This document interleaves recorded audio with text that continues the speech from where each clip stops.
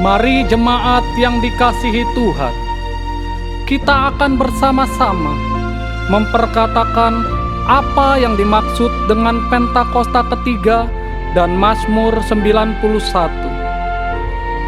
Apa yang dimaksud dengan Pentakosta ketiga? 1. Pentakosta ketiga adalah pencurahan Roh Kudus yang dahsyat di zaman ini, melebihi yang terjadi di Azusa Street. 2. Pentakosta ketiga akan mengakibatkan penuaian jiwa yang terbesar dan yang terakhir sebelum Tuhan Yesus datang kembali. 3. Pentakosta ketiga akan membangkitkan generasi Yeremia, yaitu anak-anak muda yang dipenuhi Roh Kudus, cinta mati-matian kepada Tuhan Yesus, tidak kompromi terhadap dosa, dan akan bergerak untuk memenangkan jiwa. 4. Pentakosta ketiga lahir di Indonesia dan bergerak ke bangsa-bangsa. Gerakan ini dari timur ke barat dan akan kembali ke Yerusalem. 5. Pentakosta ketiga akan memberikan kuasa untuk menyelesaikan amanat agung, dan setelah itu Tuhan Yesus akan datang kembali. Dan mari bersama kita sepakat dan percaya mendeklarasikan firman Tuhan yang tertulis dalam Mazmur 91. Dalam lindungan Allah, orang yang duduk dalam lindungan yang maha tinggi dan bermalam dalam naungan yang maha kuasa akan berkata kepada Tuhan, tempat perlindunganku dan kubu pertahananku, Allahku yang kupercayai. Sungguh, Dialah yang akan melepaskan engkau dari jerat penangkap burung, dari penyakit sampar yang busuk. Dengan kepaknya Ia akan menudungi engkau, di bawah sayapnya engkau akan berlindung. Kesetiaannya ialah perisai dan pagar tembok. Engkau tak usah takut terhadap kedahsyatan malam, terhadap panah yang terbang di waktu siang, terhadap penyakit sampar yang berjalan di dalam gelap, terhadap penyakit menular yang mengamuk di waktu petang. Walau 1.000 orang rebah di sisimu dan 10.000 di sebelah kananmu, tetapi itu tidak akan menimpamu. Engkau hanya menontonnya dengan matamu sendiri dan melihat pembalasan terhadap orang-orang fasik. Sebab Tuhan ialah tempat perlindunganmu, yang maha tinggi telah kau buat tempat perteduhanmu. Malapetaka tidak akan menimpa kamu, dan tulah tidak akan mendekat kepada kemahmu. Sebab malaikat-malaikatnya akan diperintahkannya kepadamu untuk menjaga engkau di segala jalanmu.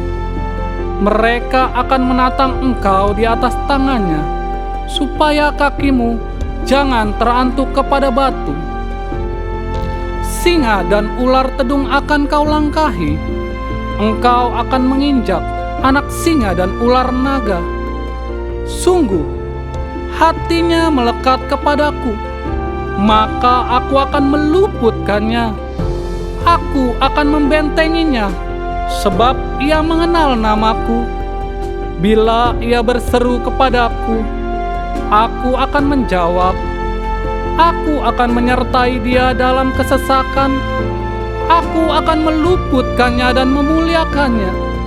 Dengan panjang umur akan kukenyangkan dia, dan akan kuperlihatkan kepadanya keselamatan daripadaku. Haleluya! Amin. Haleluya. Kasih tepuk tangan yang meriah buat Tuhan Yesus. Shalom. Sekali lagi shalom. Puji nama Tuhan, kembali lagi kita berkumpul di rumah Tuhan dengan penuh sukacita, dan saya percaya kita sama-sama rindu untuk menyenangkan hati Tuhan. Bapak Ibu Saudara, kita punya Tuhan yang begitu luar biasa. Kita punya Allah yang begitu mengenal hati kita, begitu mengenal hidup kita. Bahkan dalam keadaan apapun, suka, duka, Tuhan tahu. Dan pertolongan Tuhan, kasih setia Tuhan tetap nyata dalam hidup setiap kita. Amin. Sebab itu Bapak Ibu Saudara, apapun keadaan kita hari ini, maukah kita untuk tetap menyembah Tuhan? Maukah kita untuk tetap menyenangkan hati Tuhan? Yang mau boleh angkat kedua tangan kita berdoa di hadapan Tuhan. Bapa dalam surga, terima kasih Tuhan Yesus untuk hari ini Tuhan. Hari ini kami Tuhan Yesus mengangkat tangan kami di hadapan-Mu Tuhan Yesus. Kami mau nyatakan bahwa apapun yang kami alami hari-hari ini Tuhan, kami mau tetap menyembah Tuhan. Kami mau tetap menyenangkan hati Tuhan. Biarlah kami menyembah-Mu Tuhan dengan apa yang kami punya saat ini Tuhan Yesus. Sebab tidak ada lagi yang berharga di hadapan kami Tuhan selain pribadi-Mu Bapa. Terima kasih Bapa, terima kasih Roh Kudus, hanya di dalam nama Tuhan Yesus. Sama-sama katakan. Amin.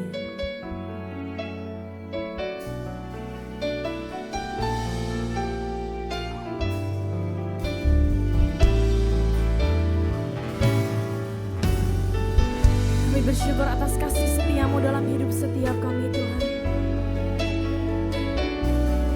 Hari kami menyenangkan hati-Mu Tuhan Yesus, terima kasih.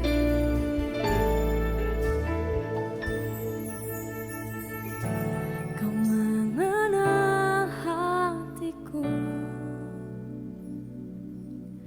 hampa batinku, tanpa hadir-Mu bawa daku mengalir, berlabuh dalam hangatnya kasih-Mu. Sejuta rasa di jiwa, rindu kau pelukku Bapa, izinkan ku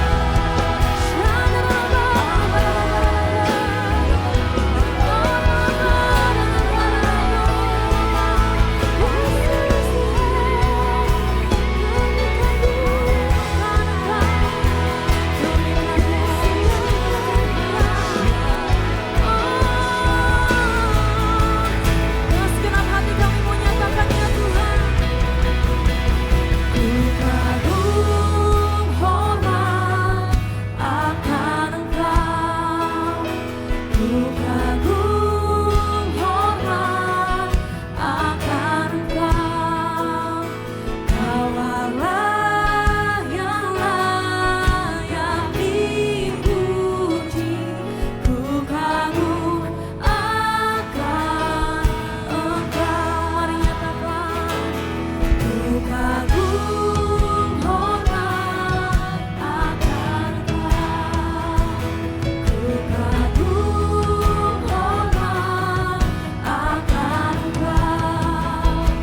Kau Allah yang layak dipuji. Ku kagum akan Engkau. Mari sama-sama nyatakan. Ku kagum hormat akan Engkau. Ku kagum hormat akan Engkau. Kau Allah yang layak dipuji. Ku kagum akan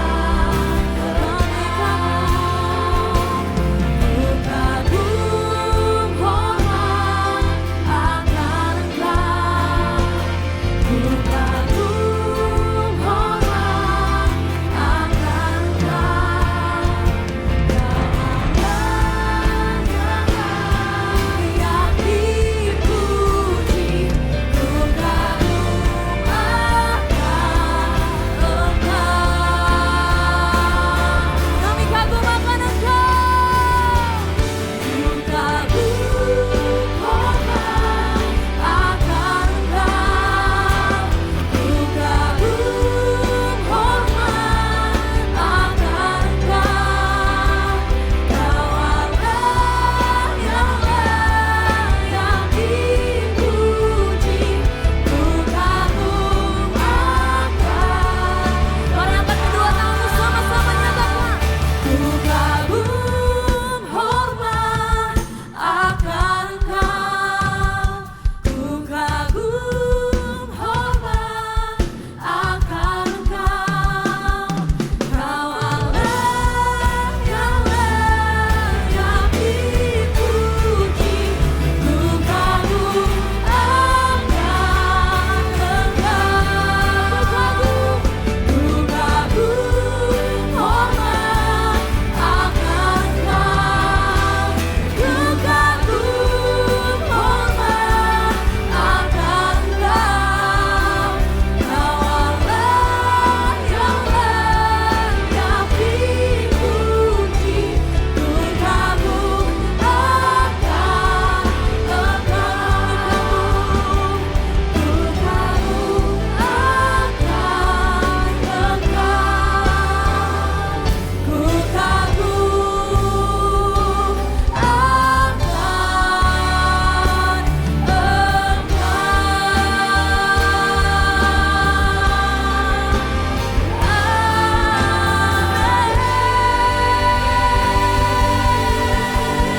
Kasih tepuk tangan yang meriah buat Tuhan Yesus.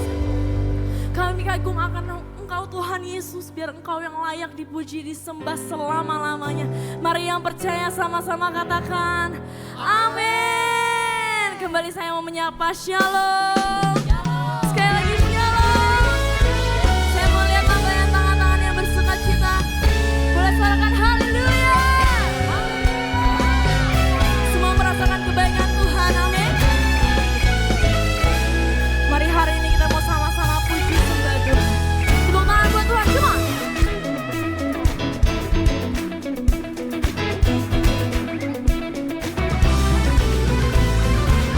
Hari ini kita mau sama-sama nyatakan bahwa Tuhan kita adalah Tuhan yang baik. Mari sama-sama GBPR angkat suaramu. Come on. Tuhan baik di dalam hidupku, selalu setia di sepanjang hidupku. Nyatalah perbuatanmu, Kaulah sukacitaku. Tuhan baik. Tuhan baik di dalam hidupku, selalu setia di sepanjang hidupku.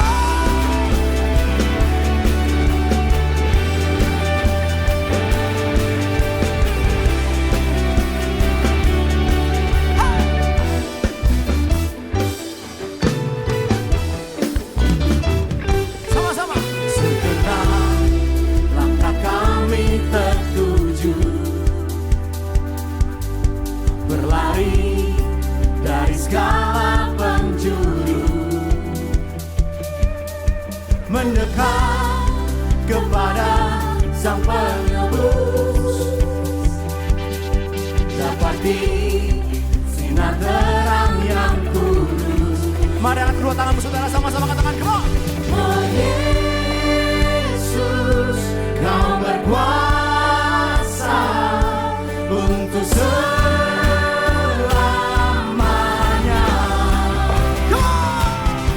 Kami agungkan nama-Mu,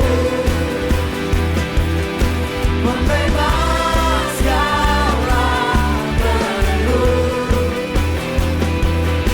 Hanya Yesus Kau satu alasan kami datang untuk menyembah-Mu. Come on, shout yeah! Come on. Segala ikatan telah terbuka, Amin. dan setiap dosa telah Kau hancurkan. Karena hanya Kau Sang Penebus, sucikan dengan cahaya terang-Mu. Mari sama-sama saudara katakan, come on. Oh Yesus, Kau berkuasa untuk selamanya. Are you ready, church? Come on. Kami agungkan nama-Mu, membebaskan belenggu. Hanya Yesus Kau satu alasan kami datang untuk menyembah-Mu. Nyatakan, come on. Kami agungkan nama-Mu, membebaskan belenggu. Hanya Yesus. Hanya Yesus Katakan. satu alasan kami datang untuk menyembah. Tepuk tangan, come on. Hey, hey.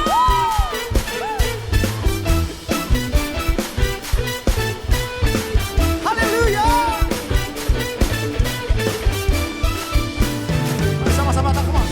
Oh Yesus, Kau berkuasa untuk selamanya.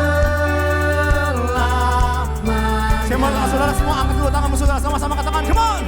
Oh Yesus, Kau berkuasa untuk selamanya. Sekali lagi saudara ya, dengan segenap hatimu, dengan segenap suaramu katakan, come on. Oh Yesus, Kau berkuasa Siap. untuk selamanya.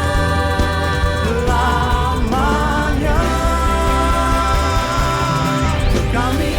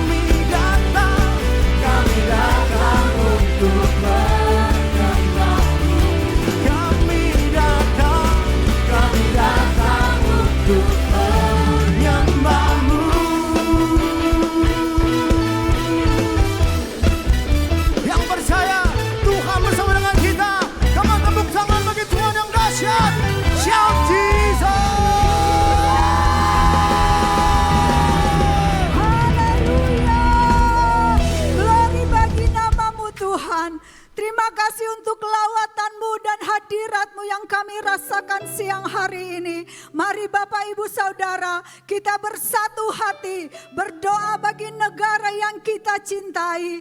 Kami ucapkan berkat atas Indonesia, penuh dengan damai sejahtera Tuhan, penuh dengan kemuliaan Tuhan, penuh dengan penuaian jiwa-jiwa. Indonesia diselamatkan di dalam Yesus Kristus Tuhan. Setiap lutut akan bertelut, setiap lidah akan mengaku bahwa Yesus Kristus adalah Tuhan dan Juru Selamat. Tuhan memberkati dan melindungi Bapak Presiden Jokowi dan wakilnya Pak Maruf Amin. Biar hikmat kebijaksanaan ada atas pemimpin-pemimpin kami di dalam mengambil setiap keputusan di akhir masa jabatan mereka, sehingga Indonesia tetap aman dan damai. Kami berdoa untuk Gembala Sidang Pak Niko dan Gembala CK7 Dr. Rianto. Tuhan memberkati dengan kesehatan yang prima, umur yang panjang Kau berikan kepada kedua hamba-Mu. Tuhan memimpin menuntun Pak Niko dan Dr. Rianto di dalam penggembalaan dan pelayanan mereka. Dimanapun mereka berada, ada kemuliaan Tuhan, mujizat dan tanda-tanda heran menyertai kedua hamba-Mu dan seluruh keluarga besarnya aman di dalam perlindungan tangan Tuhan. Kami berdoa untuk generasi Yeremia yang ada di CK7. Mereka akan semakin next level di dalam iman, ketaatan, pengabdian dan kedalaman dengan Tuhan. Mereka akan melakukan kehendak Bapa dimanapun mereka berada, membawa kemuliaan Tuhan dan membawa api gelombang yang terbesar di akhir zaman ini Tuhan. Sampai kemuliaan Tuhan dinyatakan, sampai amanat agung-Mu tergenapi. Di dalam nama Tuhan Yesus Kristus, semua yang percaya sama-sama katakan amin. Berikan tepuk tangan sorak-sorai bagi Tuhan yang dahsyat saudara. Haleluya, silakan tepuk saudara semua. Baik, puji nama Tuhan saudara, di kesempatan siang hari saudara di ibadah raya yang ketiga, dengan sukacita kami menyambut bagi saudara yang baru pertama kali beribadah di tempat ini di ibadah raya 3 GBPRJ. Bolehkah jangan malu-malu saudara yang baru pertama kali hadir, bolehkah angkat tanganmu tinggi-tinggi? Apakah ada yang baru pertama kali hadir? Ada di depan saya, 1, ada 2, 3. Berikan tepuk tangan sorak-sorai bagi Tuhan Yesus. Haleluya, selamat datang. Bagi saudara yang baru pertama kali hadir, saudara dapat men-scan QR, dapat mengisi form biodata jiwa baru. Bagi kita akan mendengarkan pengumuman multimedia, kami persilahkan.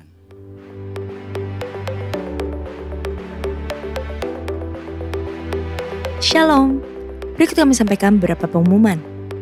Ibadah minggu depan tanggal 18 Agustus 2024 pukul 7 dan 9 waktu Indonesia Barat dilayani oleh Evangelis Indri Pardede.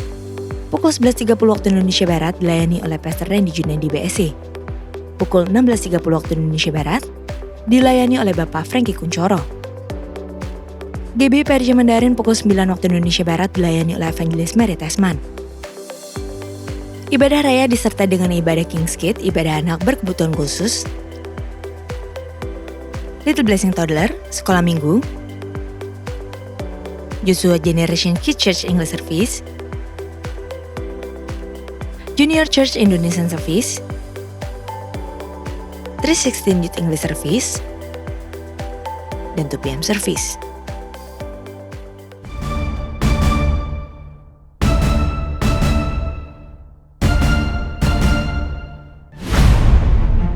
Kami mau menyampaikan fakta yang sebenarnya.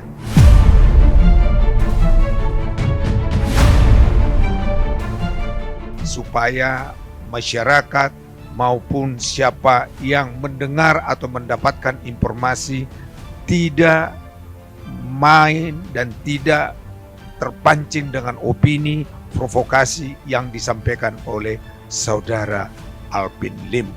Sehubungan dengan banyaknya berita yang tidak benar perihal CK7, Yayasan Kebangkitan Pujian dan Gembala CK7 serta keluarga yang beredar di media sosial dalam bentuk online, Instagram, TikTok, YouTube maupun TV milik Alvin Lim, maka pada hari Selasa yang lalu tanggal 30 Juli 2024, lawyer dari CK7, Bapak Junifer Girsang dan partner bersama pengurus dari gereja maupun yayasan mengadakan press conference yang dihadiri wartawan dari berbagai media Untuk itu, jemaat dapat mengikuti penjelasan klarifikasi atau bantahan atas berita-berita miring yang beredar tersebut melalui YouTube GBI PRJ CK7, atau dapat juga scan QR yang tertera agar seluruh jemaat dapat mendengarkan langsung penjelasan tersebut. Sehubungan dengan libur nasional Hari Kemerdekaan Indonesia ke-79 pada hari Sabtu 17 Agustus 2024, maka diinformasikan doa fajar dan kul pada hari tersebut diliburkan. Dan aktif kembali pada hari Senin tanggal 19 Agustus 2024. Menara doa 24 jam tetap aktif seperti biasa.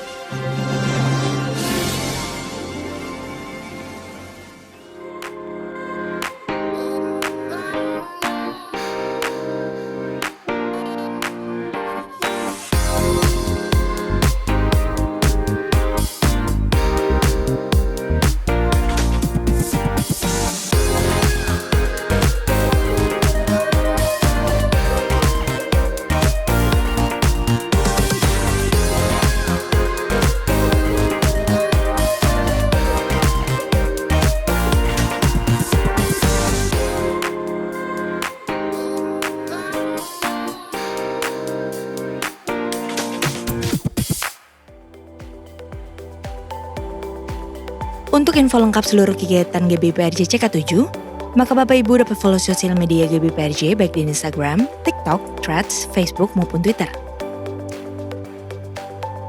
Sekian pengumuman pada hari ini. Terima kasih atas perhatian Bapak Ibu sekalian. Tuhan Yesus memberkati.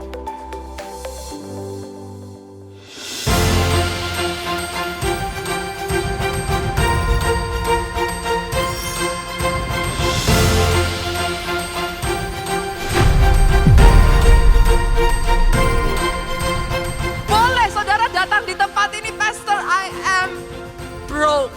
Saya hancur. And that's okay. We accept you. Tapi tahukah saudara, cepat ayo berbenah yuk. Ketemu Tuhanmu, ayo ngalami revival, ayo bangkitkan dirimu, ayo.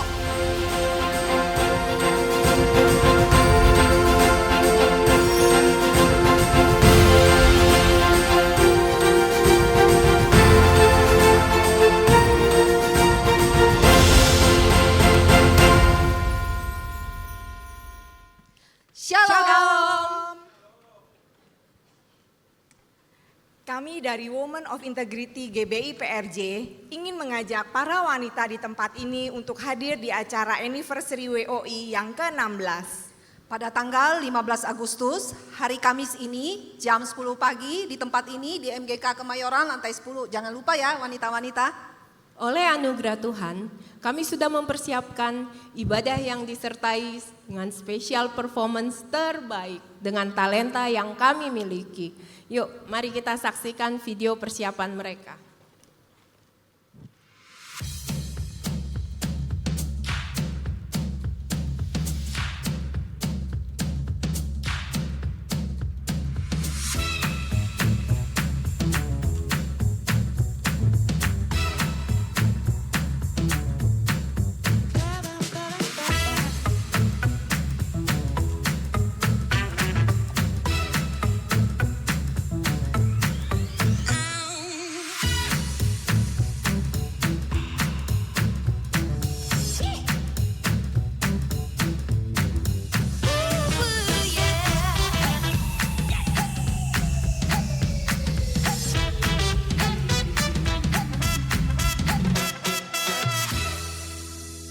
Anniversary WOI tahun ini mengangkat tema She, Strong, Humility, Elegance.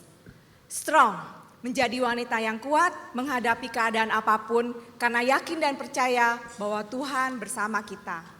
Humility menjadi wanita yang rendah hati, sabar, menganggap orang lain lebih penting dari dirinya sendiri.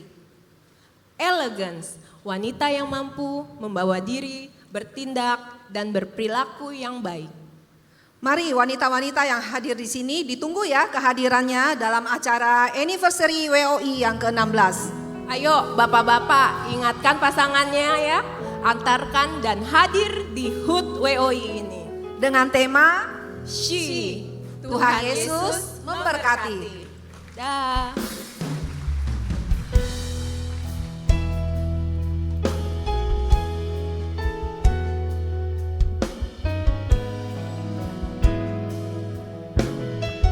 Terima kasih Engkau setia dalam setiap kehidupan kami Tuhan Yesus. Terima kasih Engkau dalam setiap musim kehidupan kami Tuhan Yesus. Kami bangga memiliki Allah seperti Engkau Tuhan Yesus. Terima kasih Tuhan Yesus. Bapa, Kau setia. Bapa, Kau mulia. Tenanglah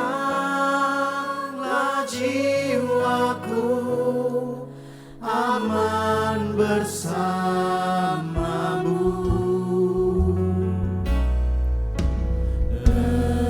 Lebih dari harta, Kaulah segalanya.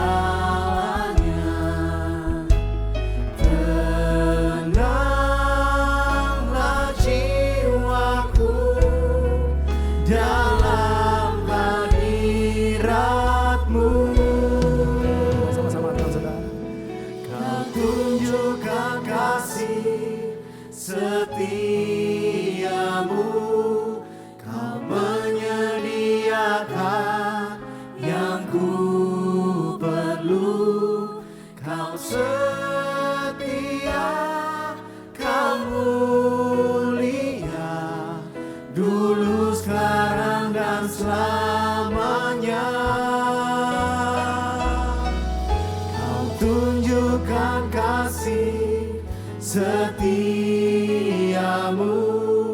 Kau menyediakan yang ku perlu. Kau setia, Kau mulia, Bapa, Kau setia. Masih tepuk tangan sorak-sorak bagi Tuhan yang dahsyat Saudara. Kasih Tuhan Yesus. Mari sama-sama katakan Saudara. Bapa, Kau setia. Bapa, Kau mulia. Tenanglah jiwaku, aman bersamamu. Kami nyatakan lebih dari harta, Kaulah segalanya. Tenanglah jiwaku dalam hadirat-Mu. Kau tunjukkan kasih setiamu, Kau menyediakan yang ku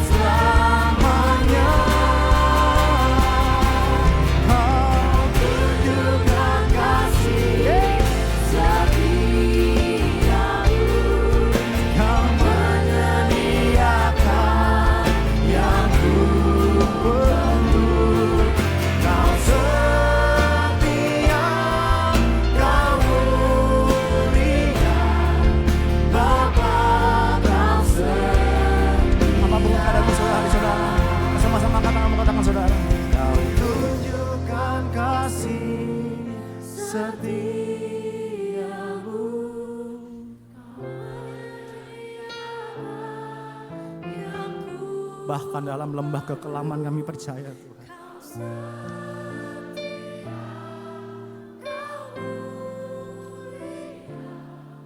Dulu, sekarang, dan selamanya.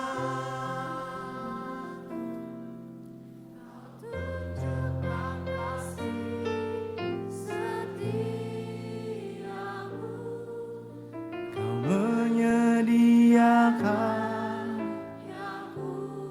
Ada Tuhan Yesus, ada Tuhan Yesus. Kau mulia,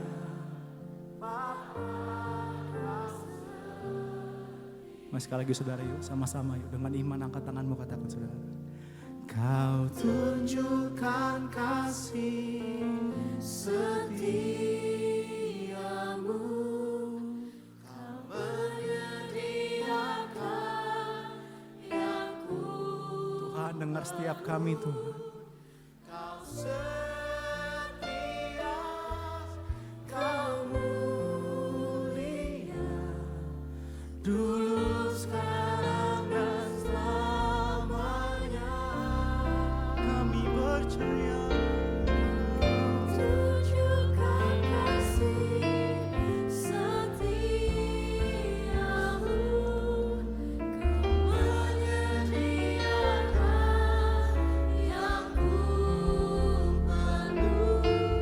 Kau setia, kau mulia, Bapa, kau setia, katakan kau setia Tuhan. Kau setia, kau mulia, kau setia, kau mulia, kau setia, kau mulia, Bapa, kau setia.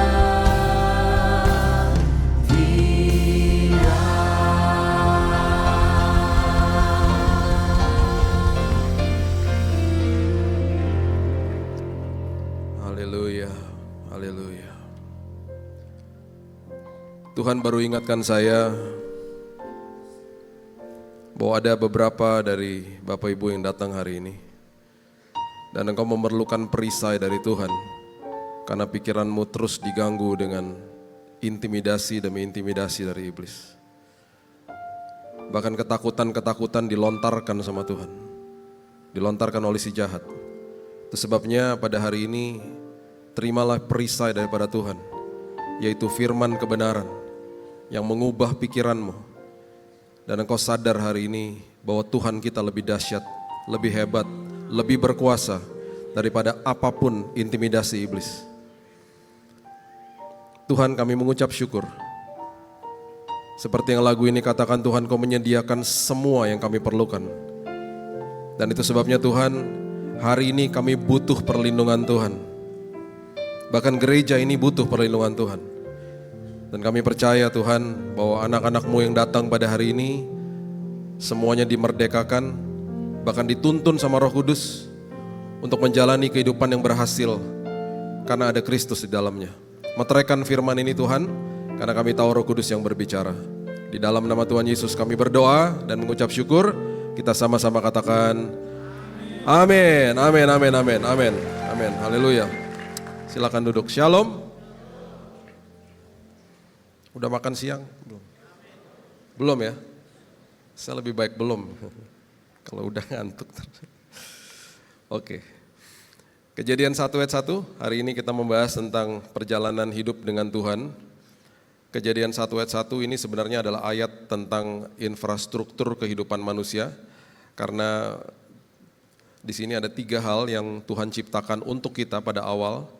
Dan di Kejadian 1 ayat 1 dikatakan pada mulanya Allah menciptakan langit dan bumi. Pada mulanya berarti Tuhan ciptakan waktu, dan itu sebabnya kita ada di dalam limitasi waktu. Ya, 1 hari 24 jam, 1 tahun 365 hari. Dan bahkan masa tugas kita di bumi ini sudah ditentukan sama Tuhan 70 kalau kuat 80 tahun. Ya, Mazmur 90 ayat 10. Bahkan di ayat 12 dikatakan, ajari aku menghitung hari-hariku sedemikian supaya aku bertindak bijaksana, menghargai hidup ini. Setelah Tuhan kasih waktu, dia juga ingatkan kita bahwa dia bergerak di dalam kairos, waktunya Tuhan yang sangat indah. Itu sebabnya dia tidak bisa dibatasi oleh apapun. Itu sebabnya kalau memandang hari depan, harus kita punya pemikiran bahwa Tuhan sudah ada di sana, menyiapkan yang terbaik bagi saya. Karena Tuhan menembus waktu saya. Saya bisa berencana, tapi Tuhan yang punya rancangan indah bagi saya, di depan saya. Dan ketika kita ngerti itu, kita juga ngerti Tuhan menciptakan langit. Langit berarti ruang. Dimanapun kita berada berarti tidak kebetulan. Jangan pernah menyesali keluarga di mana kita lahir. Jangan pernah menyesali dimanapun kita berada. Karena Tuhan tidak pernah salah. Yang salah manusianya. Ya, itu sebabnya hargai dan kelolalah ruang dimanapun kita ditempatkan Tuhan. Keluarga, pekerjaan, usaha, pelayanan, apapun itu. Dan kemudian Tuhan ciptakan bumi. Bumi berarti Tuhan ciptakan materi. Materi-materi yang ada di dalamnya. Itu sebabnya manusia menemukan banyak materi yang digabungkan satu sama yang lain dan akhirnya timbul sebuah produk atau sebuah teknologi yang luar biasa. Jadi kalau kita mau bertanya apakah bahan baku dari HP saya sudah ada 1000 tahun yang lalu, oh jelas. Semuanya ada di kandungan bumi. Manusia menemukan unsur-unsur ini dan ketika digabungkan menjadi sebuah produk atau sebuah teknologi yang dahsyat. Dan kedepannya juga manusia akan dibukakan pikirannya satu persatu sama Tuhan. Jadi manusia gak bisa sombong, karena semua kepandaian, semua keterbukaan dibuat dari Tuhan dan dikasih sama Tuhan. Karena dia adalah Allah pencipta. Tuhan mencipta, manusia menemukan. Dan itu yang terjadi dalam hidup kita. Itu infrastruktur. Nah, di dalam sebuah perjalanan hidup, di dalam sebuah traveling kita juga perlu infrastruktur seperti jalan tol, ya, jembatan dan lain sebagainya. Airport, ya, bandara, dermaga dan lain sebagainya. Itu sudah ditentukan untuk memudahkan perjalanan hidup kita. Kita sudah dikasih guardrail, sudah dikasih batasan-batasan sama Tuhan. Ini ya, kamu ditempatkan di sini. Sekarang kamu kelola kehidupanmu dengan sebaik-baiknya. Dan itu sebabnya ketika kita mengerti ini, kita juga harus cari tahu tujuan saya ini untuk saya jalan itu kemana. Kalau kita buka Google Map, itu ada pin drop namanya. Titik merah di mana nanti kita akan pergi ke situ. Tujuan yang kita tujui. Ya, Tuhan juga kasih pin drop itu atau Tuhan kasih tujuan itu di dalam hidup ini. Ditulis di Pengkhotbah pasal yang ketiga ayat 11 dengan sangat detail sekali dikasih tahu begini, Pengkhotbah 3 ayat 11. Ia membuat segala sesuatu indah pada waktunya. Ya, indah pada waktunya. Bahkan Tuhan memberikan kekekalan di dalam hati mereka. Kekekalan itu adalah tujuannya. Semua manusia, semua kita dikasih kekekalan di dalam sini. Itu sebabnya manusia selalu cari tujuan itu. Manusia selalu cari sosok Tuhan dalam hidupnya. Bahkan orang ateis dan agnostik pun mencari sosok Tuhan dalam hidupnya. Mungkin dia gak percaya sama Tuhan Allah Elohim pencipta langit dan bumi yang kita sembah. Ya, di dalam Yesus Kristus Tuhan kita. Dia mungkin gak percaya sama Tuhan. Tapi dia akan mencari Tuhan-Tuhan yang lain yang ada di dalam dunia karena ada kekekalan di dalam sini. Sampai kapanpun selama engkau adalah manusia, engkau ada kekekalan di dalam sini. You have eternity, you have the pin drop di sini. Dan kamu akan cari, kita akan cari terus sosok itu. Akhirnya yang terjadi apa? Bisa manusia lain jadi Tuhan atas hidupnya, pekerjaan jadi Tuhan atas hidupnya, bahkan ketidakpercayaan dia menjadi Tuhan atas hidupnya. Oh, dia bangga dengan ketidakpercayaannya. Dan akhirnya hal-hal yang lain seperti materi, uang dan lain sebagainya. Itu udah pasti begitu. Gak mungkin manusia gak kejar sesuatu. Karena manusia diberikan kekekalan. Itu sebabnya kalau kita kejar Yesus, kita menjadi orang yang mencari dahulu kerajaan Allah dan kebenarannya, baru segala sesuatu ditambah-tambahkan, added to you. Karena kita berarti orang yang mengerti bahwa prioritas utama adalah the kingdom values, kerajaan sorga, Yesus dalam hidup kita. Nah, itu yang terjadi sama kedua teman saya, yang satu ateis, satunya agnostik. Ya.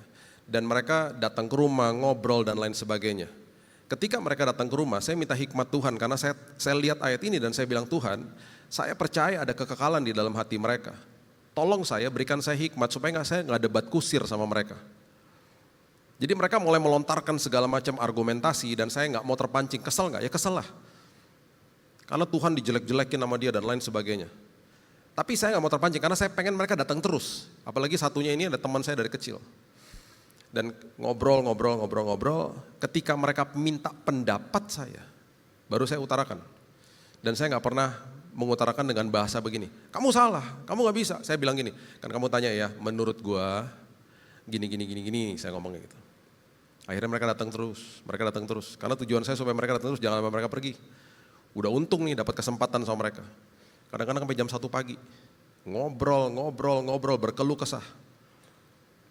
Saya berdoa, istri saya berdoa. Dan bahkan sebelum kita berpisah biasanya kalau malam-malam kita berdoa sama-sama. 1 bulan, 2 bulan, 3 bulan, 4 bulan. Setelah 6 bulan, satu persatu terima Yesus sebagai juru selamat. Mereka gak bisa lagi cari kemana. Karena firman Tuhan bilang begini, berbahagialah orang yang lapar dan haus akan kebenaran firman, karena orang-orang seperti itu akan dipuaskan. Berarti apa? Tidak ada kepuasan di luar kebenaran firman.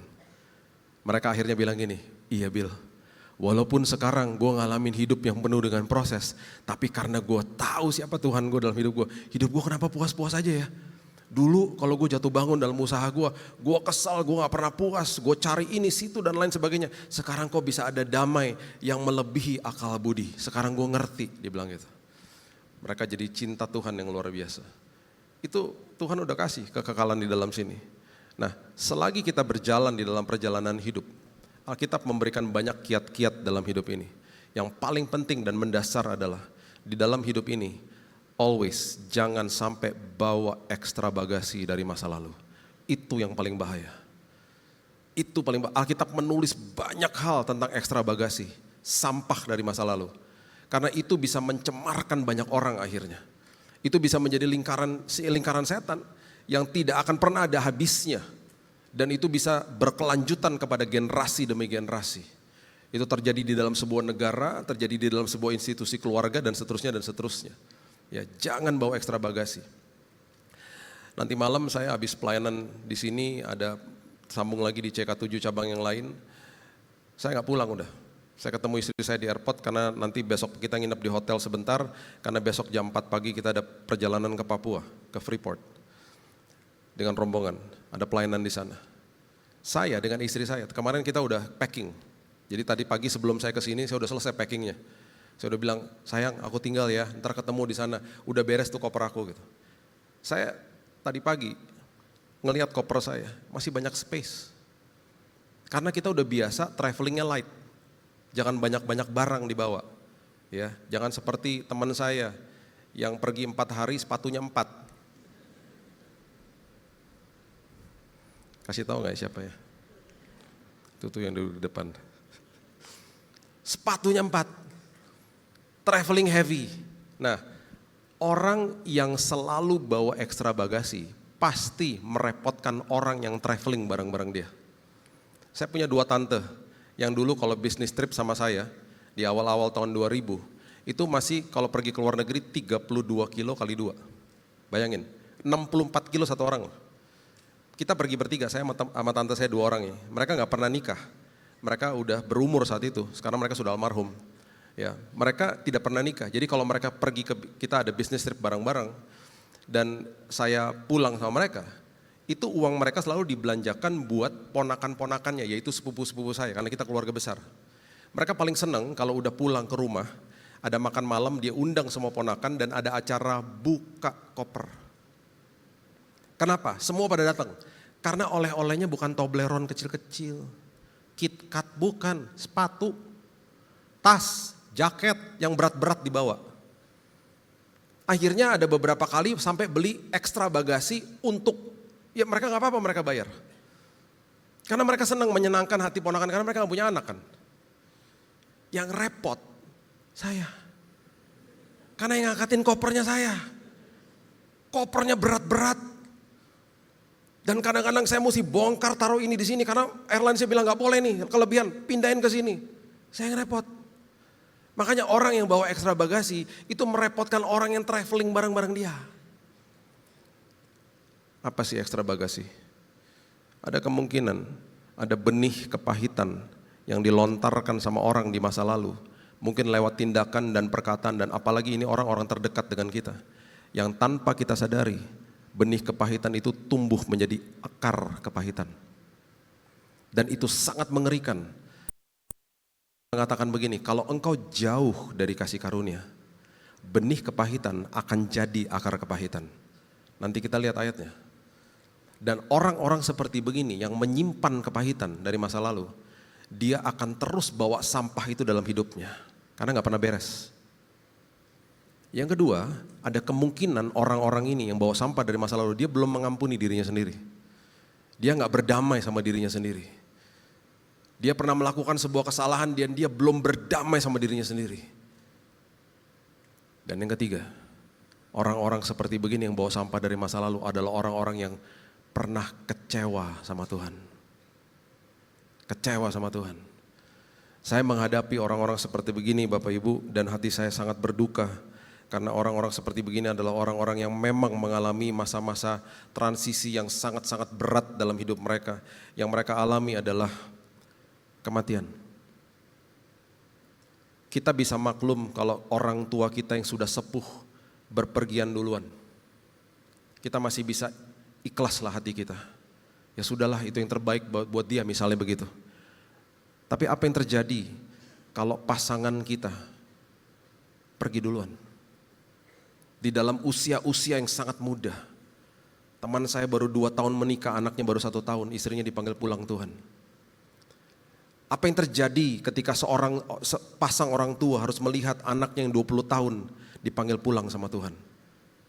Apa yang terjadi ketika seorang orang tua yang masih punya anak baru 1 umur 5 tahun dipanggil pulang sama Tuhan? Karena ada tumor di otaknya. Saya menghadapi orang-orang seperti begini. Saya menghadapi orang-orang seperti begini yang bilang sama saya, Bill, gue percaya sama Tuhan. Tapi gue juga mau bunuh diri, Bill. Gue gak tahan, Bill, gue gak bisa.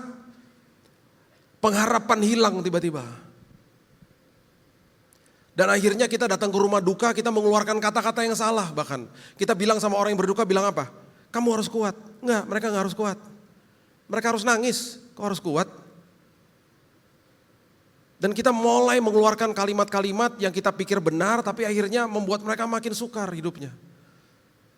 Nasihat saya kalau datang ke rumah duka, kasih aja pundak kita, nangis sama-sama orang itu dan berdoalah bersama. Karena kata-kata kita gak akan yang bisa menghibur dia, hanya Tuhan yang bisa hibur dia. Alkitab mengatakan berbahagialah orang yang berduka karena mereka akan menerima penghiburan dari Tuhan. Kata-kata kita gak bisa kasih apa-apa, kasih waktu aja sama mereka. Dan bilang sama mereka, boleh gak kapan-kapan ketemuan aja sama saya. Saya dengerin deh kamu mau berkeluh kesah, silahkan. Ini orang-orang seperti begini. Ya, kita harus paham, kita ini tidak didesain untuk pisah sama orang-orang yang kita kasihi.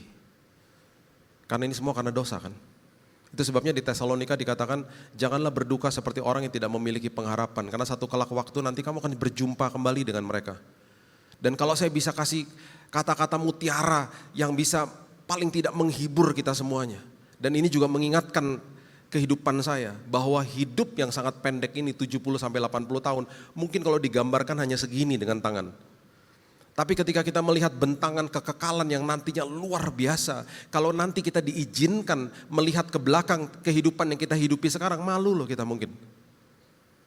Kenapa dulu aku gak ngucap syukur ya? Kalau aku tahu sekarang akan kayak begini, dulu rugi banget aku gak ngucap syukur, rugi banget dulu aku tidak berterima kasih sama Tuhan. Dan bahkan tidak kecewa sama Tuhan. Kita kan gak bisa lihat sekarang. Nah, hal-hal seperti begini seringkali menimbulkan indikasi-indikasi dalam kehidupan seseorang yang akhirnya harus memberikan sebuah signal dalam hidupnya bahwa dia masih bawa sampah dari masa lalu. Hal yang pertama adalah orang-orang seperti begini, dia suka mereka-reka di dalam pikirannya atau masih merekam semua yang terjadi di masa-masa itu dan membuat hidupnya sangat stres. Amsal 4 ayat 23 mengatakan, jagalah hatimu dengan segala kewaspadaan karena dari situlah terpancar kehidupan. Terpancar kehidupan.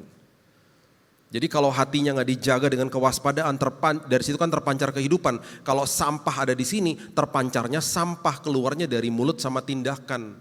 Akhirnya Roma 3 ayat 14 mengatakan begini, mulut mereka penuh dengan sumpah serapah. Orang-orang seperti begini mereka masih mereka-reka di dalam pikiran mereka. Dan mereka masih punya rencana, nanti kalau aku ketemu sama orang yang pernah nyakitin hatiku, kalau dia ngomong gini aku akan counter attack dengan begini, kalau dia ngomong gini aku akan balas dengan itu. Dia reka-reka di dalam pikirannya. Bahkan dia mereka-reka, dia mungkin ngaca di depan kaca, nanti kalau aku ketemu dia muka aku harus begini dan lain sebagainya. Dia puter-puterin di otaknya, stres sendiri akhirnya. Dan akhirnya ketika dia kumpul sama teman-teman yang keluar dari mulutnya gosip, kata-kata negatif, asumsi, cepat marah, sensitif, teman-temannya gak suka sama dia akhirnya. Dan tidak jarang orang-orang seperti begini secara fisik mereka mengalami kesakitan. Kisah Rasul pasal yang ke-8 ayat 23 mengatakan, sebab kulihat bahwa hatimu telah seperti empedu yang pahit terjerat dalam kejahatan. Sakit akhirnya. Kenalah pencernaannya lah, stres lah, dan lain sebagainya. Dan yang paling mengerikan, Ibrani 12 ayat 15 mengatakan begini. Firman Tuhan katakan begini, saya mau kita betul-betul lihat ayat ini dan pahami dengan benar. Jagalah supaya jangan ada seorang pun di antara kita, ya, yang dikatakan apa? Menjauhkan diri dari kasih karunia Allah. Iblis selalu mau menjauhkan kita dari kasih karunia. Artinya apa? Iblis mau menjauhkan kita dari pengertian bahwa Tuhan sangat mengasihi kita. Itu sebabnya hal-hal klise yang kita dengar seperti begini, kita akhirnya gak paham bahwa begitu besar kasih Tuhan. Tidak ada siapapun dan apapun yang sanggup memisahkan kasih Tuhan kepada kita. Makanya banyak orang Kristen masih ngomong begini, aku gak rasa hadirat Tuhan, aku rasa Tuhan marah sama aku rasa Tuhan kecewa sama aku dan lain sebagainya. Saya punya satu khotbah pelajaran, ya. Isinya begini, kita gak sempurna, kita menyembah Tuhan yang sempurna. Hari ini ketika dia lihat anak-anaknya, dia lihat pakai kacamata kasih karunia, dia lihat kita semuanya disempurnakan di depan mata dia. Jadi anak-anak Tuhan, walaupun kita gak setia sama dia tetap akan merangkul kita dan dia akan kasih tunjuk sama kita perbuatan kita yang salah, dikasih tunjuk perbuatannya. Itu artinya conviction, menginsafkan. Roh Kudus lakukan itu. Jatuh kan? Sama seperti kita. Bapak yang baik, orang tua yang baik akan ingetin anaknya. Nak, itu gak boleh nak, itu bahaya buat kamu. Kita kan ngomongin begitu. Kita menjadi orang tua yang salah kalau kita bilang gini, bego kamu, gak tahu adat kamu, gak ngerti kamu, bego, gak layak kamu. Itu salah kita. Siapa yang lakukan itu? Iblis. Yang diserang karakternya. Dia gak peduli sama perbuatannya. Bahkan dia mau kita lakukan itu terus, dia serang karakter kita. Itu sebabnya terjadi penuduhan, condemnation. Itu sebabnya Roma 8:1 tidak ada lagi penghukuman, tidak ada lagi penuduhan, tidak ada lagi penghakiman di dalam Kristus Yesus. Yang telah tetelestai, selesai, finish di kayu salib. Dan itu gak dipahami akhirnya. Orang-orang masih bertanya, udah terima Yesus, masih hidupnya merasa bahwa Tuhan berseberangan sama dia. Kalau kita jatuh, yang dikasih tahu perbuatannya, dan Tuhan selalu kasih tahu gini, nak, kalau kamu terus lakukan itu bahaya loh buat dirimu. Ada akibatnya loh nak, nanti akibatnya itu bukan hukuman dari saya, itu karena ulahmu gitu loh. Tapi apapun dan siapapun tidak akan satu pun pernah bisa memisahkan kasihku daripadamu. Dan sampai kapanpun rohku ada di dalammu. Ayo, kita masih bisa berani bilang saya gak rasa hadirat Tuhan. Karena kita pakai perasaan. Pakai perasaannya apa? Oh kalau lagunya enak bisa ada rasa hadirat Tuhan. Oh kalau khotbahnya bagus ada hadirat Tuhan. Enak aja. Hadirat Tuhan itu ya, hadirat Tuhan sebenarnya gini loh. Kehadiran itu berbeda dengan hadirat. Kehadiran itu berarti kita hadir. Di dalam sebuah pernikahan misalnya, saya sama teman saya hadir. Gak ketemu nih. Besoknya pas kita ketemu di mana gitu lagi janjian, gak nyadar gitu. Lo kemana? Gue ke wedding di hotel itu misalnya. Lah gue juga gitu. Sama-sama hadir toh. Tapi gak rasakan hadirat. Hadirat tuh artinya countenance to countenance, face to face. Ketemu. Ya gak ketemu dong kita kemarin gitu. Tuhan hadir Selalu, nggak pernah nggak di dalam sini? Dikasih kok Roh Kudus waktu terima Yesus. Kita nggak rasakan hadirat karena kepala kita dipalingkan sama iblis, lihat masalah. Makanya ada kuasa di balik ucapan syukur. Karena kalau orang ngucap syukur, dia lagi memalingkan wajahnya untuk sadar bahwa Tuhan selalu hadir. The power of thanksgiving. Makanya orang Kristen yang berpikir bahwa hadirat Tuhan hanya bisa dirasakan lewat tata ibadah, ngawur aja. Nggak bisa, itu pengalaman pribadi masing-masing. Kalau itu aja kita sadar, bahwa Tuhan tidak pernah sedetik pun tinggalkan saya, dahsyat. Itu maksudnya, jangan jauh-jauh dari kasih karunia. Kamu harus paham bahwa aku mengasihimu dan tiada siapapun dan apapun yang sanggup memisahkan kasihku kepadamu. Supaya apa? Dikatakan begini, menjauhkan diri dari kasih karunia agar jangan tumbuh akar kepahitan. Jadi kalau kamu menerima kebaikanku, kamu mengerti kebaikanku dalam hidupmu, itu sebabnya kamu sanggup, firman Tuhan katakan begini, saling mengasihi. Sama seperti Kristus mengasihi saya.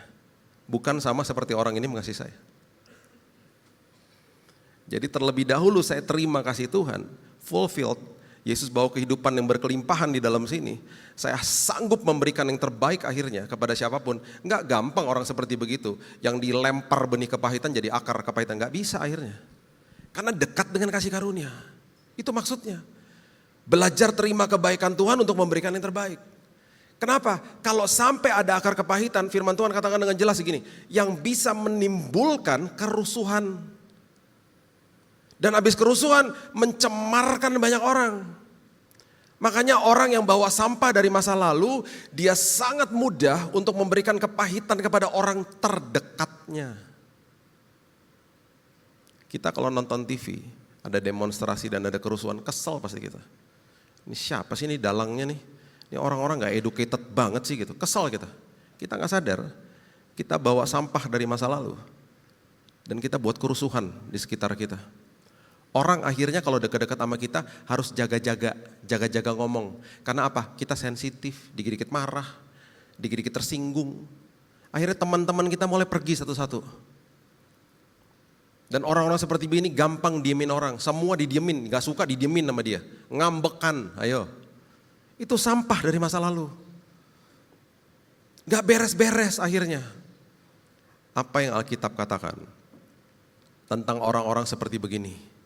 Karena orang-orang seperti begini akan selalu timbul momen-momen di mana dia akan diingatkan sama iblis. Atau bahkan dia teringat sendiri tentang kejadian di masa lalu itu dan tiba-tiba bisa timbul kemarahan, timbul depresi yang terjadi bisa dadakan. Contoh, teman saya ngomong gini, gue gak suka banget tuh ngeliat tuh orang. Emangnya kenapa? Lo kenal sama dia? Enggak, lah gimana sih? Lo gak suka apanya? Gue gak suka liat tampangnya. Ih kenapa sih? Punya usut ternyata orang itu mirip seperti orang yang pernah nyakitin dia. Tiba-tiba lagi ngumpul ngopi-ngopi sama teman-teman misalnya. Lagi ketawa-ketawa, tiba-tiba ada teman kita yang buat jokes. Ya, kalimatnya seperti kalimat yang kita pernah terima di masa lalu yang nyakitin kita. Kita bisa diem tiba-tiba. Teman kita bilangin, lo kenapa? Gitu. Kita ngomong aku, enggak apa-apa. Gitu. Itu momen-momen yang bisa mengingatkan kita. Ada lagi momen-momen seperti begini, teman-teman saya bilang gini, Bill gue masih belum bisa lihat Bill anak 20 tahun. Karena ingatin gue sama anak gue ini panggil pulang Tuhan. Bill gue belum bisa lihat anak 5 tahun karena gue mengingat tentang anak gue ini panggil pulang Tuhan. Bill gue gak bisa lihat pasangan lagi jalan berduaan karena gue ingat pasangan gue ini panggil pulang Tuhan. Itu momen-momen kayak begitu sering terjadi. Nge-trigger pikiran kita. Nah ketika momen itu terjadi, apa sih yang Alkitab katakan? Coba lihat Yohanes pasal yang ke-18 ayat 18. Yohanes 18 ayat 18. Yohanes menuliskan ini dengan sangat luar biasa. Dia bercerita tentang temannya namanya Petrus. Dia bilang begini, sementara itu hamba-hamba dan penjaga-penjaga bait Allah memasang api arang. Sebab hawa dingin waktu itu mereka berdiri berdiam di situ, Petrus berdiri berdiam bersama-sama dengan mereka. Ini letaknya di depan rumahnya imam besar Kayafas. Yesus lagi ditahan. Mereka berdiam itu berarti menghangatkan tubuh di depan api arang. Yohanes lagi kasih tahu sama kita, ini momen api arang. Petrus di situ, lagi nungguin Yesus yang lagi ditahan. Mereka di depan api arang. Kalau kita nonton sekarang di film-film mungkin gentong, ada kayunya, ada tunawisma pada di sampingnya berdiang. Berdiang itu menghangatkan tubuh. Mungkin ini bentuknya api unggun, kita nggak tahu. Saat itu tiba-tiba ada temannya Petrus datang. Mungkin teman, mungkin orang mengenali karena dikatakan mengenali dia. Lu bukannya murid Yesus? Disangkal sama dia di depan api arang. Bukan. Dan kita tahu 3 kali dia sangkal Yesus. Oke?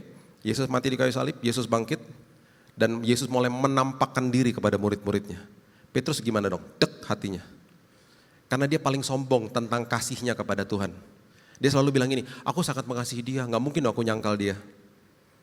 Yohanes beda kalau nulis bukunya.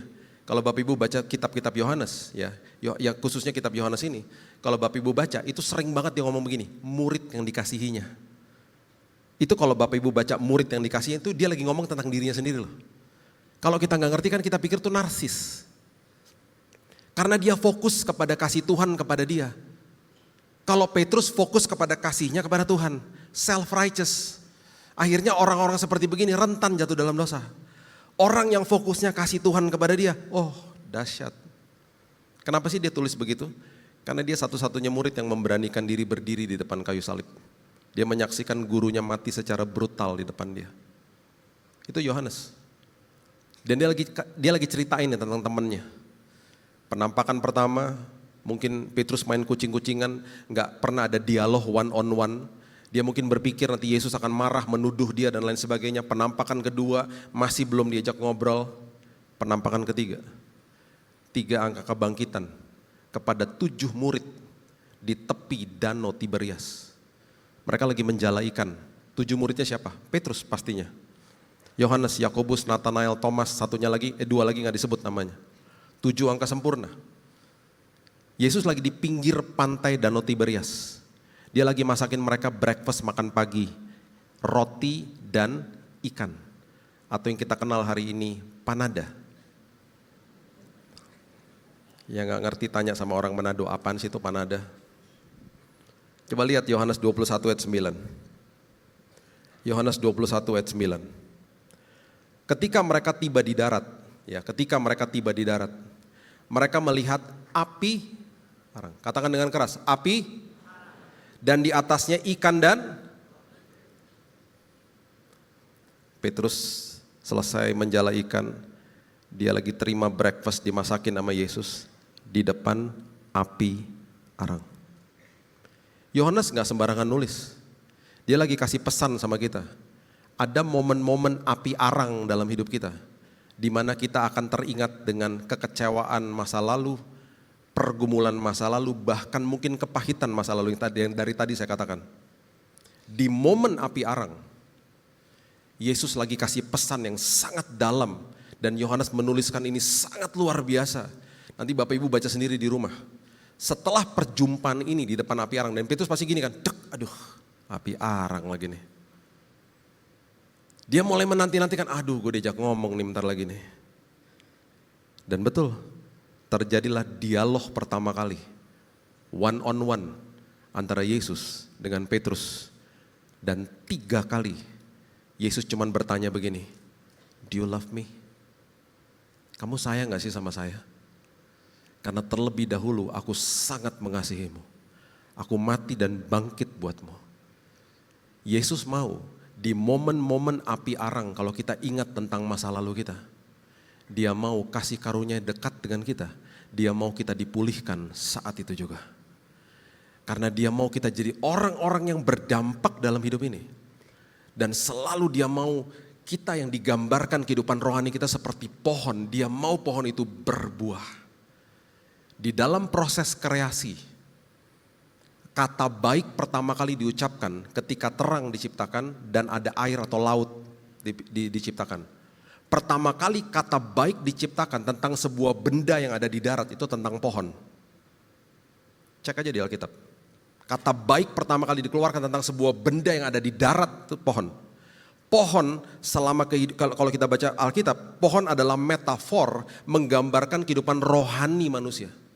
Engkau seperti pohon ditanam tepi aliran air, berbuah pada musimnya, daunnya tidak akan layu, apapun yang diperbuatnya berhasil. Engkau adalah ranting melekat kepada pokok anggur. Dia kasih metafor-metafor pohon. Pohon ara tidak berbuah. Orangnya datang dibilang, jangan ditebang, give him a second chance. Lukas menulis itu.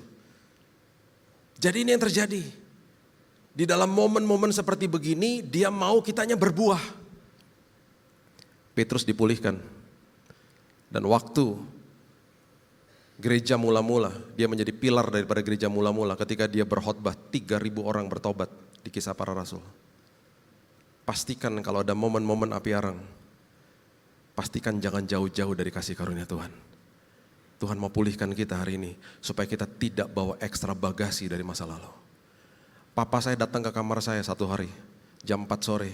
Karena di keluarga kami dulu ada budaya tidur siang. Dan kalau jam 4, jam 5 tuh kita ngeteh sama ngopi bareng di rumah. Dia masuk ke kamar, dia duduk di tempat tidur saya. Dia usap-usap kepala saya bilang, Bil ayo bangun, mau ngopi gak gitu. Saya baru mau bangun dari tempat tidur saya, kemudian tiba-tiba dia ngelihat sesuatu di kamar saya. Dia ngalamin momen api arang. Saya gak tahu dia lihat apa. Sekarang saya baru paham.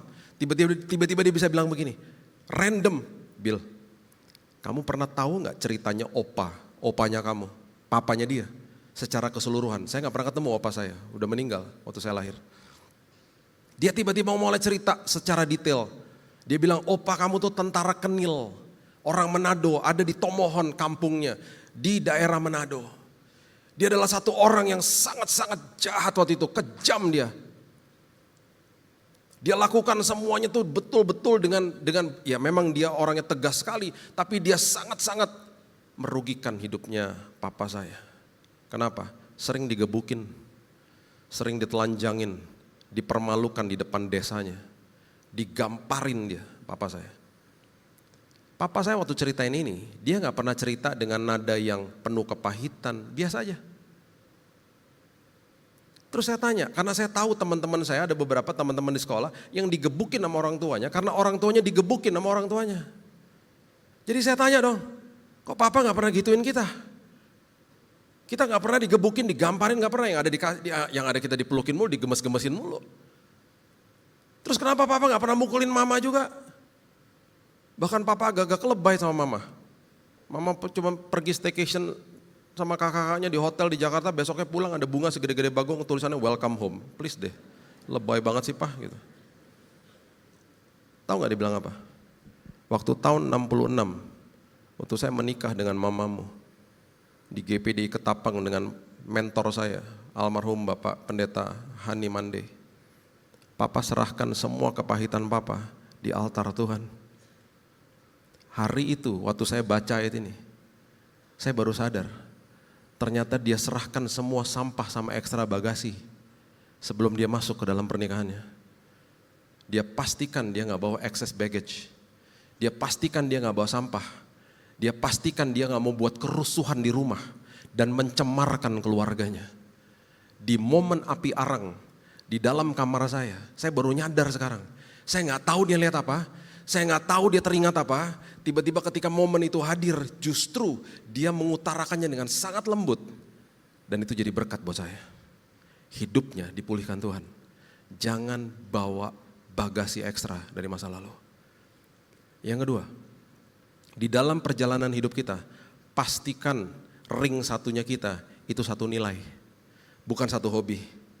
Ya, jangan berpikir bahwa karena satu hobi, saya berarti cocok sama dia. Betul, tapi perhatikan ring satu kita harus satu nilai. Makanya saya suka kesel kalau ada orang datang, mau nikah ya? Iya. Kenapa kalian mau nikah? Iya om, karena kita dua-duanya punya kesukaannya sama. Pengen saya jitak rasanya. Satu nilai bukan kesukaan. Kalau tiba-tiba hobinya sama, bagus, nilai plus. Tapi paling tidak nilainya sama. Mau punya hobinya beda, nilainya sama, luar biasa pasti. Makanya kita punya layer-layer pertemanan kan, layer-layer orang yang ada dalam hidup kita. Kalau orang kirim paket ke rumah kan letaknya di luar pagar, paket, oh ya di luar pagar. Pak RT, Pak RW kalau ke rumah, teras rumah. Ada beberapa teman yang saya keluar dari kamar, udah di meja makan sambil makan. Tapi ada 2 sahabat saya yang waktu istri saya nggak lagi di rumah, saya bangun pagi-pagi ini kenapa TV di kamar nyala ya? Pas saya balik di sebelah saya, lu dari mana? Kagetin banget sih lu gitu. Ya tadi bini lu pergi, gue masuk pelan-pelan. Udah tidur. Gue nonton pelan-pelan kok. Makin deket, makin dikit orangnya. Makin deket nilainya harus sama. Yang ketiga, di dalam perjalanan hidup pastikan pinjem peta orang lain. Coba lihat Filipi pasalnya yang keempat, ayat yang ke-9. Filipi pasal yang keempat, ayat yang ke-9. Apa yang telah kamu pelajari, apa yang telah kamu terima, apa yang telah kamu dengar, apa yang telah kamu lihat padaku, lakukan itu, kata Paulus. Maka Allah sumber damai sejahtera akan menyertai kamu. Kamu belajar dong, kamu lihat daripadaku. Makanya orang-orang yang tidak berpengalaman belajar sama orang yang berpengalaman di dalam sebuah aspek kehidupan. Orang yang belum pernah nikah akan konseling dengan orang yang sudah nikah. Yang dikejar harusnya persiapan, bukan eventnya. Dan persiapan itu tidak akan pernah bisa membuat kita akhirnya jadi orang-orang yang gagal karena ada persiapan. Semua persiapan itu sangat-sangat luar biasa karena kita menabur banyak waktu di situ bahkan ketika orang gak lihat. Jadi sebuah janji tidak akan pernah bisa menggantikan sebuah persiapan. Seorang pemain basket misalnya, dia gak akan bisa bilang gini sama coach, sama pelatihnya, mainkan saya dong, saya janji saya akan main yang terbaik. Dia tidak akan main yang terbaik kalau dia gak pernah latihan. Kalau dia gak pernah persiapan. Makanya Michael Jordan zaman-zaman waktu dia lagi main, setelah dari United Center semua udah selesai permainan, stadiumnya sudah kosong, teman-teman sudah pulang, semua udah pulang. Dia bilang sama juru kunci, let's go back to the court. Temenin saya. Gak ada yang lihat. Cuman juru kunci stadion itu yang lihat. Dia duduk tenang di situ. Dia nyalain satu lampu. Duk. Michael Jordan shoot basket 1.500 kali. Setelah pertandingan. Gak ada yang lihat.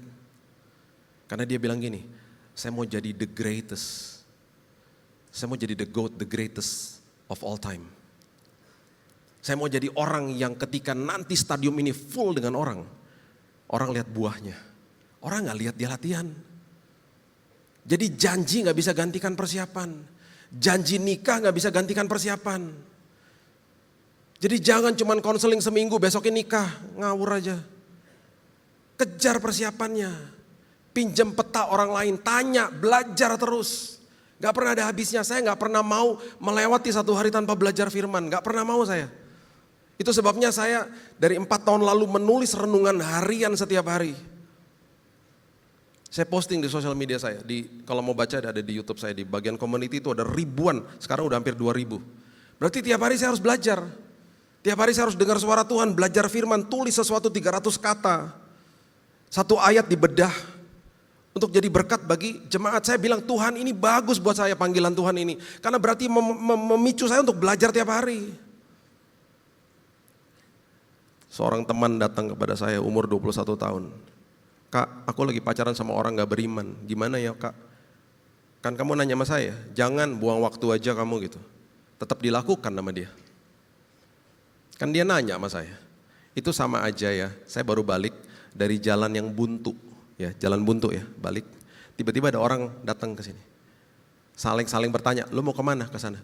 Loh, kakak mau kemana ke sana? Jangan, gue barusan dari situ. Saya bilang ya, saya udah lewat ke sana, jalannya buntu, jangan. Orang yang mau lewat itu bilang begini, thank you ya udah dikasih tahu, tapi gak apa-apa, saya akan terusin aja, lihat aja ntar gimana. Lihat aja ntar gimana tetap buntu. Lihat aja ntar gimana gak akan buka jalan, gimana sih? Dan akhirnya setelah berapa bulan dia datang lagi nangis-nangis. Kak, aku dibohongin sama pacar. Udah aku bilang kan. Kan emang buntu jalannya. Pinjem peta. Dan yang terakhir, Tuhan selalu kasih rambu-rambu. Amsal 27 ayat 12 mengatakan begini. Kalau orang bijak melihat malapetaka, bersembunyilah ia. Tetapi orang tak berpengalaman berjalan terus selalu kena celaka. Selalu lihat rambu-rambunya. Berapa tahun yang lalu saya mendarat di kota namanya Calgary, Canada. Saya sangat familiar dengan Kanada karena dulu saya menikah di sana, kemudian keluarga istri saya di sana. Jadi saya tahu kota namanya Vancouver. Saya nggak begitu familiar sama Calgary. Kita pergi ke Calgary karena merespon undangan teman-teman baik saya, seorang hamba Tuhan.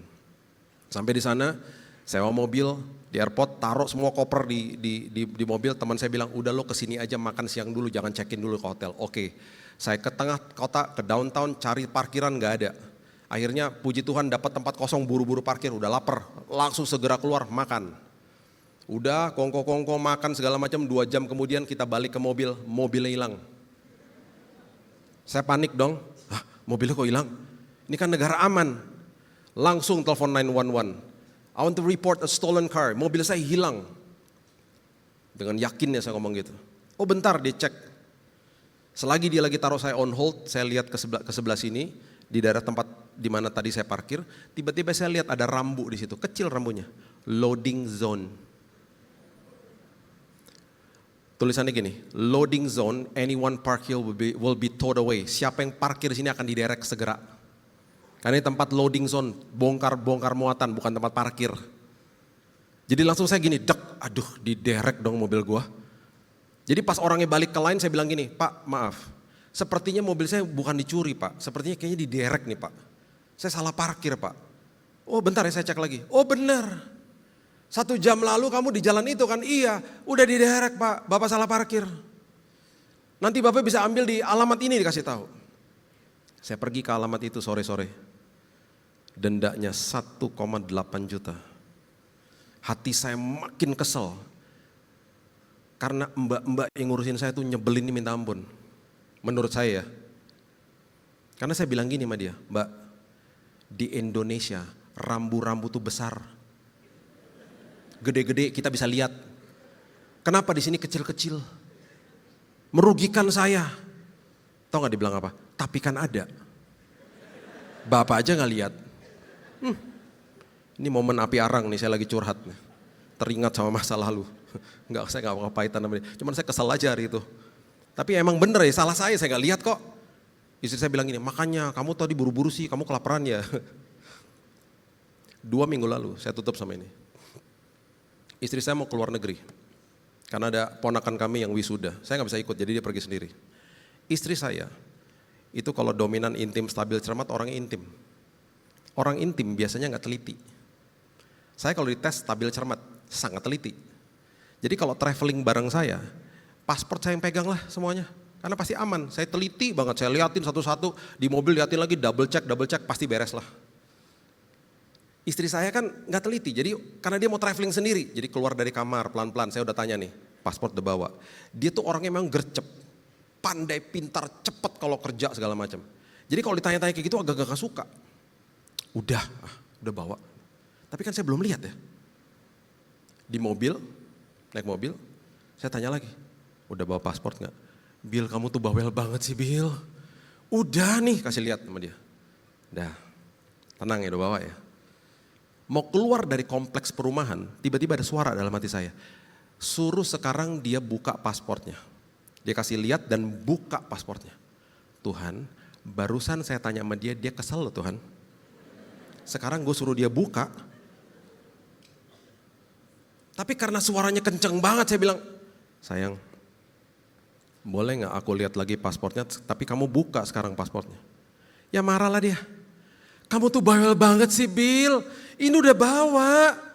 Dibuka sama dia. Tuh. Waktu dia buka, Bapak Ibu, paspor kalau itu paspor lama, di halaman pertama itu ada bekas guntingan, betul? Waktu dia buka, halaman pertama ada guntingannya. Berarti dia bawa paspor lama. Yang tadinya suaranya kesel tiba-tiba mengheningkan cipta di mobil. Salah. Udah diem aja. Tiba-tiba ada suara lembut banget. Iya salah nih. Terus saya jawab, terus mau gimana? Ya udah balik ke rumah aja. Oke. Cuman 2 menit balik rumah. Kan baru masih di kompleks rumah. Selagi perjalanan kembali, giliran saya. Sayang gini, orang teliti kalau ngomong gini, jarak antara rumah dengan Soekarno-Hatta 30 kilo. Kamu bisa bayangkan gak kalau tadi saya gak kasih tahu kamu. Kamu sampai di counternya Qantas, kamu buka paspor kamu, dan kamu terkaget-kaget bahwa kamu salah bawa paspor. Dan kamu gak bisa pakai KTP, ini bukan pas flight domestik. Panik dong kamu kan, sementara saya udah jalan. Siapa yang kamu telepon? Saya, bukan Ghostbuster. Tolong, paspor aku salah bawa. Saya balik ke rumah kan 30 kilo. Balik lagi ke airport 30 kilo, 60 kilo. Jam 4 sore Jakarta, kelarlah kita. Kamu pasti ketinggalan pesawat, betul gak? Iya. Makanya dengar-dengaran sama suami yang diurapi Tuhan.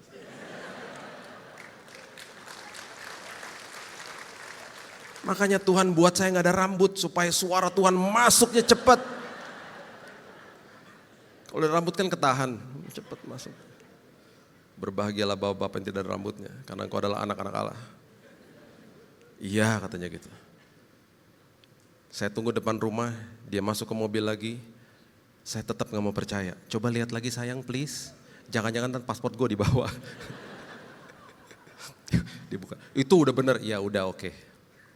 Waktu saya klik lagi Google Map, yang tadinya diarahin ke sana, tol yang ke sana, sekarang diarahin tol yang baru.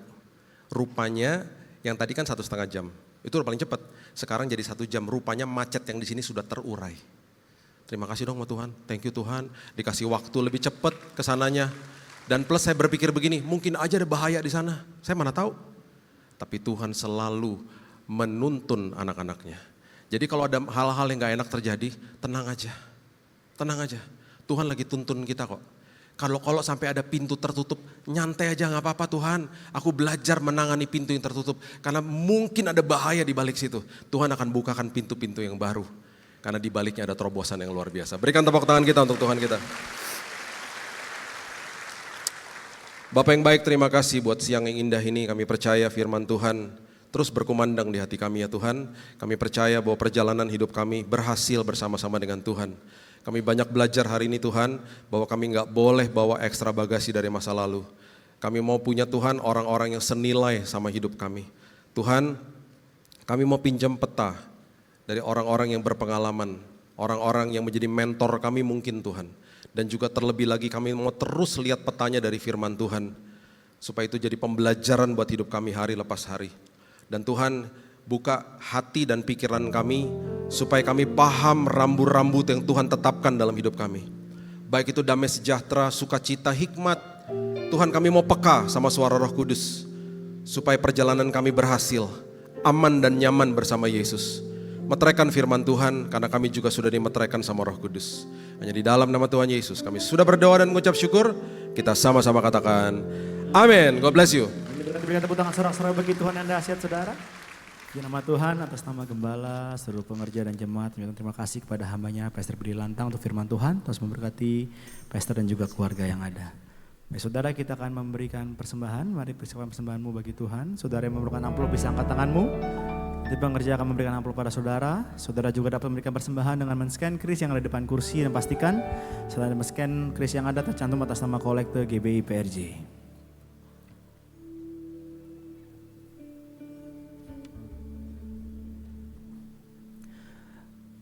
Baik, kalau sudah persiapan persembahannya saudara, saya undang sama-sama kita bangkit berdiri untuk doa persembahan dan juga ditutup dengan doa berkat. Sekali lagi sama-sama kita bangkit berdiri untuk berdoa persembahan dan juga ditutup nanti dengan doa berkat. Mari kita berdoa. Bapa, kami bersyukur untuk semua berkat-Mu Tuhan.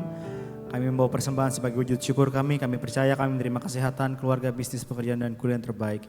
Inilah waktu memberikan persembahan di dalam nama Tuhan Yesus Kristus. Sama-sama kita katakan amin. Segalanya yang ku miliki, semuanya daripadamu, kan ku bawa bersama.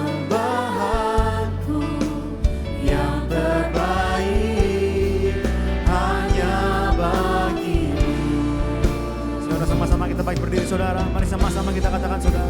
Segalanya yang ku miliki, semuanya daripadamu, kan ku bawa persembahanku yang terbaik hanya bagimu, kan ku bawa persembahanku yang terbaik hanya bagimu. Yes Lord, thank you Lord. Mari jemaat kita angkat tangan kita arahkan kepada Pastor Billy Lantang. Allah Bapa yang baik, terima kasih Tuhan Bapa untuk pesan firman yang boleh dibawakan oleh Pastor Billy Lantang. Tuhan jaga dan pelihara dia, istri dan anak-anaknya senantiasa dalam lindungan kasih Yesus. Kemanapun dia melangkah, namamu yang dipermuliakan dan banyak jiwa dimenangkan. Terima kasih Tuhan, terima kasih, haleluya, amin. Hamba juga berdoa pada siang hari Tuhan kepada para jemaat yang hadir di tempat ini. Mereka yang sakit Tuhan, hamba berdoa sembuh dalam nama Yesus Kristus. Mereka yang terbeban berat, Tuhan lepaskan dalam kuasa Yesus Kristus. Dan mereka yang berpengharapan, yang terikat dengan janji-janji yang jahat, pada saat ini hamba patahkan dalam nama Yesus Kristus. Terima kasih Bapak, terima kasih Yesus. Kini angkat kedua tanganmu dan arahkan kepada Allah Bapa untuk terima doa berkat.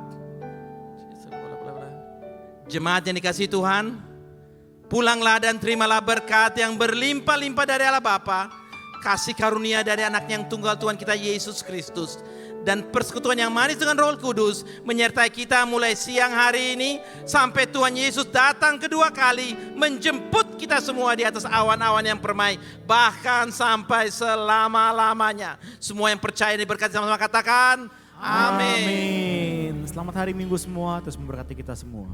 Shalom saudara, dalam edisi Voice of Pentecost kali ini, kita akan membahas mengenai hati-hati dengan mulutmu.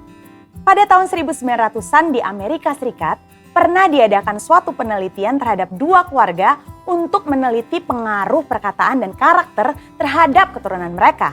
Secara mengejutkan, hasil yang didapat adalah keluarga Jonathan Edwards yang mendidik anak mereka sesuai perkataan firman Tuhan memiliki keturunan yang berhasil. Sedangkan keluarga Max Jukes yang tidak memperhatikan perkataan mereka sesuai dengan firman Tuhan memiliki keturunan yang buruk dan tidak berhasil.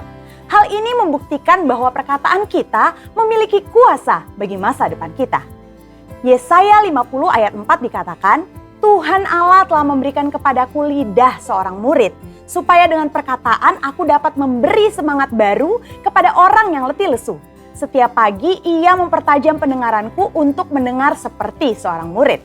Pertanyaannya sekarang, bagaimana caranya agar lidah kita disebut sebagai lidah seorang murid? Yang pertama, mengendalikan setiap perkataan yang keluar dari mulut kita. Yakobus 3 ayat 5, 6, dan 8 berkata, demikian juga lidah, walaupun suatu anggota kecil dari tubuh, namun dapat memegahkan perkara-perkara yang besar. Lihatlah, betapapun kecilnya api, ia dapat membakar hutan yang besar. Lidah pun adalah api. Ia merupakan suatu dunia kejahatan dan mengambil tempat di antara anggota-anggota tubuh kita sebagai sesuatu yang dapat menodai seluruh tubuh dan menyalakan roda kehidupan kita.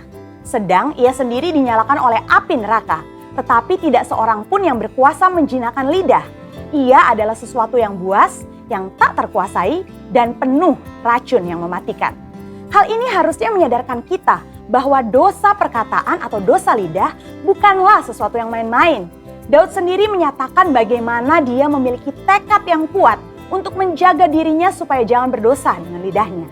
Daud memberikan sebuah istilah menahan mulutnya dengan kekang, di mana kekang artinya melakukan kontrol, memegang kendali terhadap mulut atau perkataan kita. Memang bukan sesuatu yang mudah, tapi bukan merupakan hal yang mustahil karena dengan pertolongan dari Roh Kudus, kita pasti bisa melaluinya. Yang kedua, menyadari bahwa semua perkataan kita diperhatikan oleh Tuhan. Perkataan merupakan ekspresi hati dan ungkapan dari apa yang kita pikirkan. Tuhan melihat kita jauh ke lubuk hati kita yang terdalam. Ia mengetahui segala motivasi hati kita. Mungkin orang lain dapat kita bohongi dengan perkataan manis dan lembut yang sebenarnya hanya sekedar menutupi hati yang busuk atau pikiran yang jahat. Tapi Tuhan tidak dapat dibohongi. Daud menyatakan dalam Mazmur 139 ayat 4, sebab sebelum lidahku mengeluarkan perkataan, sesungguhnya semuanya telah kau ketahui, ya Tuhan. Dalam konteks dunia modern saat ini di mana media sosial menjadi salah satu sarana komunikasi yang dipakai untuk mengungkapkan ide, pendapat, komentar, informasi, bahkan curahan isi hati, jari-jari kita sebagai alternatif lidah atau bisa dikatakan sebagai lidah yang menuliskan perkataan kita di medsos juga harus kudus. Jangan sampai jari-jari kita mengetikkan pesan hoax, yaitu berita sembarangan yang tidak terbukti kebenarannya, apalagi yang menimbulkan perpecahan, kebencian, kebingungan, bahkan penyesatan bagi orang-orang yang membacanya. Yang ketiga, mulut kita senantiasa memperkatakan firman dan puji-pujian. Salah satu cara efektif untuk menjaga agar kita tidak salah menggunakan perkataan adalah dengan menggunakannya secara benar, yakni dengan cara senantiasa memperkatakan firman Tuhan dan puji-pujian kepada Tuhan di setiap waktu, di setiap keadaan, di setiap situasi kepada semua orang. Sambil kita memuji-muji Tuhan, ingatlah apa yang Tuhan nyatakan melalui Yakobus dalam suratnya. Jikalau ada seorang menganggap dirinya beribadah, tetapi tidak mengekang lidahnya, ia menipu dirinya sendiri. Maka sia-sialah ibadahnya. Sebagai contoh, bila kita mengalami suatu kejadian yang kurang baik, kita tetap memperkatakan ucapan syukur kepada Tuhan dan bukannya bersungut-sungut, karena firman Tuhan berkata mengucap syukurlah dalam segala hal. Yang keempat, menyelaraskan perkataan dengan perbuatan kita. Dalam 1 Yohanes 3 ayat 18 dikatakan bahwa kita harus mengasihi bukan hanya dengan perkataan atau dengan lidah saja, tetapi dengan perbuatan dan dalam kebenaran. Perkataan adalah sesuatu yang nyata dan dapat didengar secara nyata. Namun, ketika perkataan diucapkan untuk menyatakan perasaan kasih kepada seseorang, hal tersebut bisa menjadi sesuatu yang tidak berarti apa-apa jika tidak disertai dengan perbuatan nyata seperti yang dikatakan. Misalnya, ketika kita berkata bahwa kita mengasihi Tuhan dengan segenap hati, namun kita malas beribadah atau malas melakukan firman Tuhan, maka perkataan kita tidak bermakna sama sekali. Kita perlu menyelaraskan perkataan dengan perbuatan kita. Dengan demikian, membantu kita untuk berpikir sebelum berkata-kata. Amsal 18 ayat 20-21 mengingatkan bahwa hidup dan mati dikuasai lidah. Oleh sebab itu, kita perlu memperhatikan apa yang kita ucapkan. Biar dari mulut kita hanya keluar kata-kata yang membangun, bukan menghancurkan, menguatkan, bukan melemahkan. Ingat, Amsal 18 ayat 20-21 juga berbicara mengenai apa yang kita ketik di sosial media. Biar perkataan dan postingan kita memuliakan nama Tuhan. Saudara, untuk penjelasan lebih lengkapnya dari tim teologi kami, jangan lupa untuk buka link yang ada di atas atau scan QR Code yang tersedia. Tuhan Yesus memberkati.